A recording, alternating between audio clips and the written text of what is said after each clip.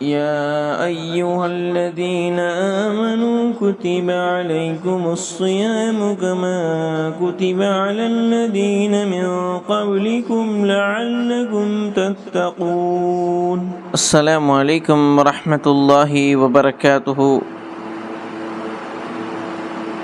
الحمد للہ رب العالمین والصلاة والسلام علی اشرف الانبیاء والمرسلین نبینا محمد وعلی آلہ وصحبہ اجمعین ومن تبعهم بإحسان الی یوم الدین. اما بعد، قال اللہ تبارک و تعالی اعوذ باللہ من الشیطان الرجیم بسم اللہ الرحمن الرحیم. یا ایھا الذین آمنوا کتب علیکم الصیام کما کتب علی الذین من قبلکم لعلکم تتقون. محترم ناظرین و سامعین، آج آپ حضرات کی خدمت میں جو ویڈیو لے کے حاضر ہوا ہوں وہ انتہائی اہم ویڈیو ہے.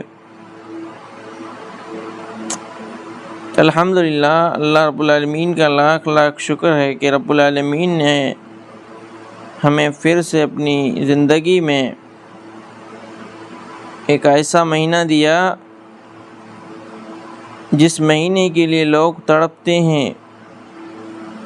وہ مہینہ رمضان کا مہینہ ہے. آئیے جانتے ہیں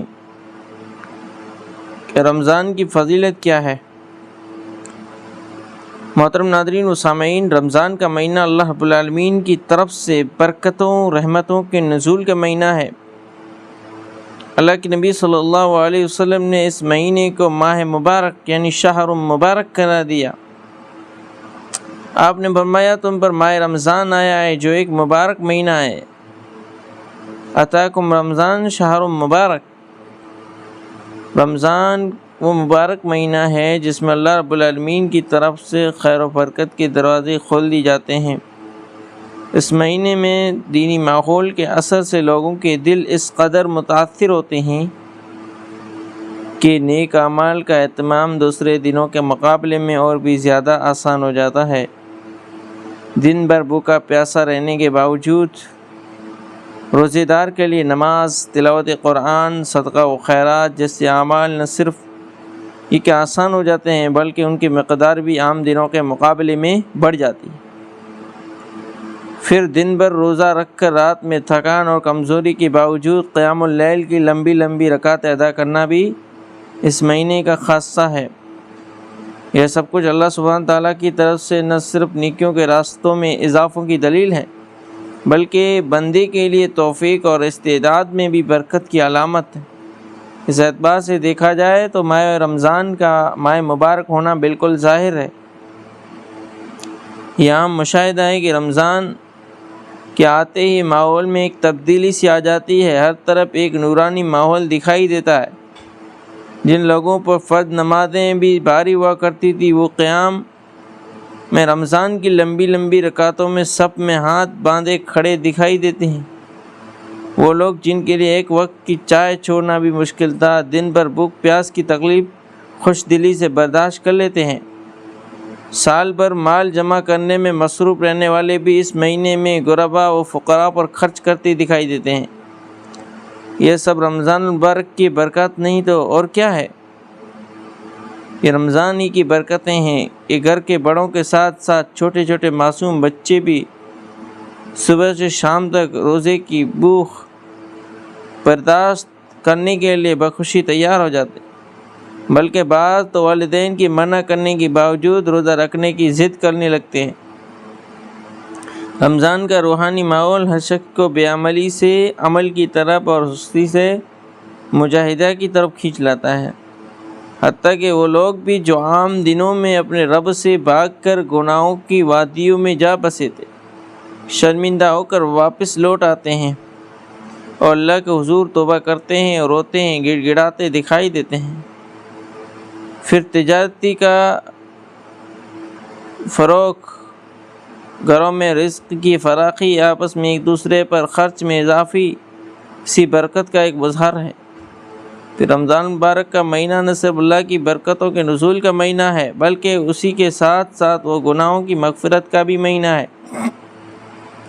اللہ کے نبی صلی اللہ علیہ وسلم فرمایا 5 نمازیں اور ایک جمعہ دوسرے جمعہ تک اور ایک رمضان دوسرے رمضان تک درمیان میں جو بھی گناہ سرزد ہوتے ہیں ان خطاؤں کا ان گناہوں کا کفارہ بن جاتا ہے، بشرطے کہ آدمی کبیرہ گناہوں سے بچتا رہے۔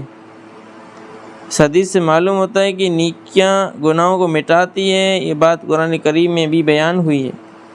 اللہ تعالیٰ نے فرمایا ان تجتنبوا کبائر ما تنہون عنہ نکفر عنکم سیئاتکم، اگر تم بڑے بڑے گناہوں سے بچتے رہو تو ہم تمہاری چھوٹی برائیوں کو مٹا دیں گے۔ سورۃ النساء آیت نمبر 31۔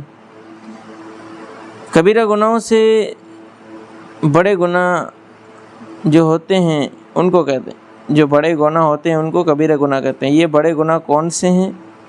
ابن عباس رضی اللہ تعالیٰ عنہ کے قول کے مطابق کبیرہ گناہ وہ ہیں جن پر دنیا میں حد یعنی شرعی سزا ہو یا آخرت میں سزا کی وعید ہو، اللہ کے غضب، اس کی لعنت، جہنم میں دخول یا جنت سے محرومی سے ڈرایا گیا ہو۔ یہ بھی اللہ تعالیٰ کا فضل ہے کہ نیک اعمال کے ذریعے جہاں ہماری نیکیاں ان کے اندر اضافہ ہو جاتا ہے، وہیں دوسری طرف نام اعمال سے گناہ مٹائے جاتے ہیں۔ لیکن کفارے کے تعلق سے یہ بھی معلوم رکھنا ضروری ہے کہ یہ کفارہ صرف چھوٹے گناہوں کا ہوتا ہے، کیونکہ بڑے گناہ بغیر توبہ کے معاف نہیں ہوتے ہیں۔ ہاں، اگر اللہ اپنے فضل سے خود ہی معاف کر دے تو یہ اور بات ہے۔ اللہ تعالیٰ کو اختیار ہے جیسے چاہے معاف کر دے۔ دو نمازوں کے درمیان ہونے والے گناہ ان نمازوں کی برکت سے مٹا دیے جاتے ہیں۔ اس طرح جمعہ سے جمعہ تک اور رمضان سے رمضان تک کے گناہ کبھی کفارہ ہو جاتا ہے۔ 5 نمازیں دن کے اعتبار سے اور جمعہ ہفتہ کے اعتبار سے اور رمضان سال کے اعتبار سے گناہوں کے لیے کفارہ بن جاتا ہے۔ لیکن یہاں ایک اشکال یہ پیدا ہوتا ہے کہ جب 5 نمازوں کے اہتمام سے ان کے درمیان صادر ہونے والے گناہ معاف ہو جاتے ہیں تو پھر جمعہ اور رمضان سے کون سے گناہ معاف ہوتے ہیں؟ امام نووی علیہ الرحمہ نے اہل علم کے حوالے سے یہ بات کہی کہ اگر انسان کے نام اعمال میں صغیرہ یعنی چھوٹے گناہ ہوں تو نیک اعمال سے چھوٹے گناہوں کا کفارہ ہوتا ہے۔ اگر نام اعمال میں چھوٹے گناہ نہ ہو تو یہ بھی ممکن ہے کہ اس شخص کے بڑے گناہوں میں تخفیف کر دی جاتی ہے۔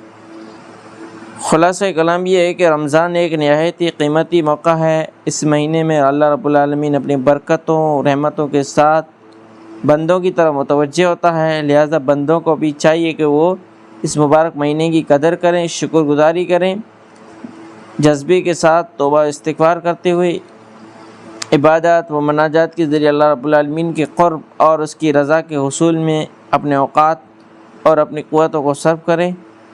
اللہ رب العالمین ہمیں رمضان کی قدر کرنے کی توفیق عطا فرمائے۔ آمین، تقبل یا رب العالمین۔ السلام علیکم۔